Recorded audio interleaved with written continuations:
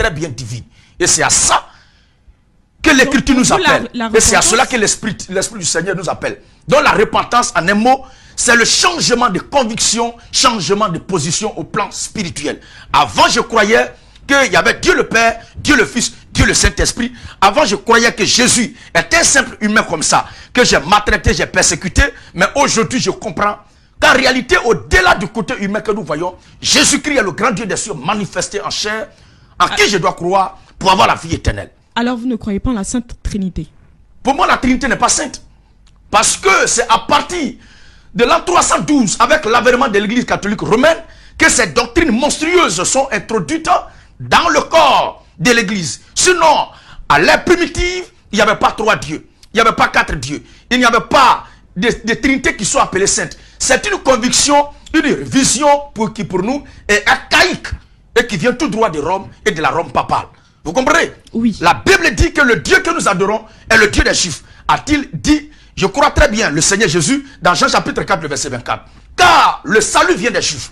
Donc, les Juifs, je crois très bien qu'ils n'ont rien à voir avec les Romains. Les Romains étaient les colonisateurs. Des Juifs ne pouvaient pas accepter et ne pouvaient pas leur laisser Jésus est Dieu, imposer la doctrine des Romains. Donc, ce sont les Romains qui ont introduit cette histoire de Trinité. Sinon, l'Écriture croit en un seul Dieu qui s'est fait homme, qui est à la fois esprit et qui est la parole faite chair.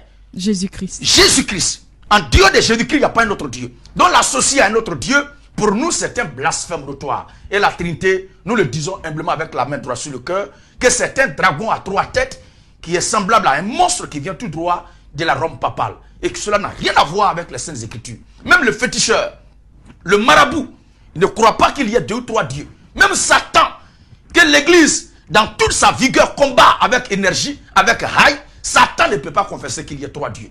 Il y a un seul Dieu. C'est Jésus-Christ. Tout bon croyant, au moins dans le fétichisme, dans l'athéisme, reconnaît quand même l'existence d'un seul et unique Dieu. Et son nom, pour nous les chrétiens, c'est Jésus-Christ. En dehors de Jésus-Christ, il n'y a pas un autre Dieu. Alors quand nous prions, nous ne devons pas dire mon Dieu qui est dans les cieux, nous devons dire Jésus-Christ uniquement. Nous ne devons pas dire Saint-Esprit non plus.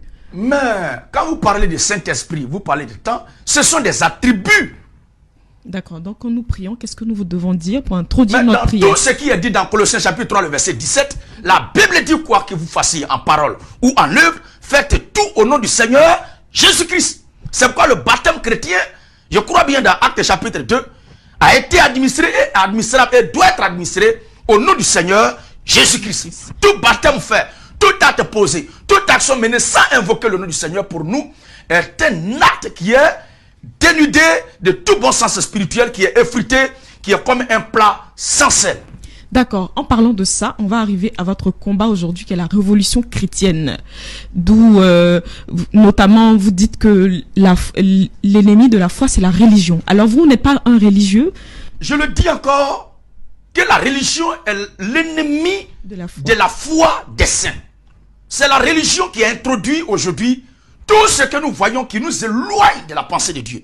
Parce que la religion, c'est les efforts fournis par l'individu, par l'être humain, pour atteindre Dieu. Personne ne connaissant où se trouve Dieu, Dieu lui-même se décide de se déplacer pour venir vers nous. D'où l'intervention du christianisme. Or, le christianisme, c'est l'idéologie du Seigneur Jésus-Christ, dans laquelle l'idéologie est révélée, Dieu lui-même se déplaçant de son divin trône et venant vers l'humanité pour lui tendre la main pour le sauver. Et je crois que l'individu idéal qui est capable de voir son ami se déplacer pour aller vers lui et lui tendre la main, le saisir rapidement, c'est Dieu. Ainsi le Seigneur l'a dit dans Jean chapitre 10, le verset 26 jusqu'au verset 30. Je connais mes brebis et mes brebis me connaissent. Je leur donne la vie éternelle. Donc c'est lui qui se déplace pour faire le mouvement. Alors la religion, ce sont des pratiques archaïques introduites au fil du temps par des guides et des chefs paroissiaux qui nous éloignent de la pensée de Dieu. Et je crois que le combat que nous sommes en train de mener dans notre combat des révolutionnaires dans le domaine chrétien, c'est de ramener la pensée de tous les êtres humains et de tous ceux en particulier qui prennent la Bible comme boussole pour leur orientation spirituelle, de se conformer à ce que dit la Bible. Parce que c'est à cause de la religion que toi et moi, avant de prier, tu peux porter chaussures et porter un accoutrement spécial. Et moi, je peux m'habiller comme je veux. L'autre côté, la religion peut te dire de mettre ton front à terre, bomber les fesses en l'air. Moi, l'autre côté, la religion va me dire, faut pas porter chaussures, n'aie pas telle chose, ne mange pas telle chose, faut avoir des totems.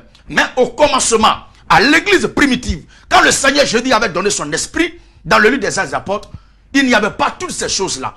Ces ramifications, ces dénominations, ces systèmes ont été introduits au fil du temps par l'intervention, l'immixation du diable, par la religion dans le corps de Christ. Donc la religion, c'est le diable. La religion, c'est la voie par excellence pour conduire les gens en affaires. Et la religion est le souffle vivant du diable qui doit dans peu de temps brûler dans le feu de la géhenne. Donc le christianisme et la religion sont deux droites parallèles, pour ne pas dire qu'ils ne vont jamais se croiser. D'accord. Alors vous êtes venu en quelque sorte pour sauver le christianisme. Pas pour sauver le christianisme, puisque moi-même j'ai besoin du sauveur Jésus-Christ. C'est Jésus-Christ qui, après avoir constaté, quand vous lisez très bien les Écritures, quand il sauve ou bien donne sa parole, et il constate que les gens commencent à dévier ou à abandonner cette parole-là au profit de leur propre intérêt pour être